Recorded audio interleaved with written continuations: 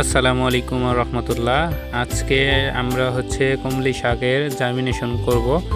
এটা আপনাদেরকে পুরোপুরি দেখাবো কিভাবে করে। তো আমার হাতে আছে কমলি শাকের একটা প্যাকেট। এইটা আমরা প্রথমে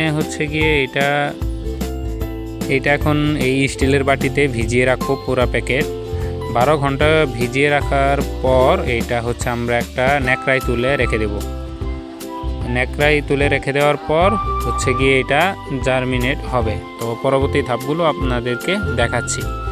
এখানে আমরা পানি দিয়ে দিচ্ছি। এখন এটা ভিজিয়ে রাখবো। আর এখানে আমরা 2 জাতের বীজ নিছি। সেটা দুইটা আলাদা আলাদা কোম্পানির বীজ। আর এই আমরা এইভাবে আমরা রেখে দিয়েছিলাম।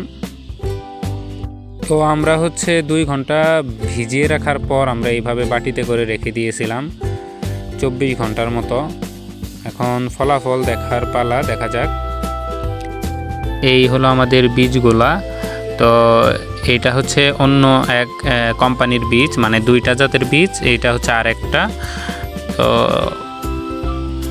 এই হলো আমাদের যে বীজগুলো। এখান থেকে সবগুলো থেকে আলহামদুলিল্লাহ ভালো শিকড় গজে এসে অঙ্কুরিত হয়েছে। তো এগুলা 100% হবে।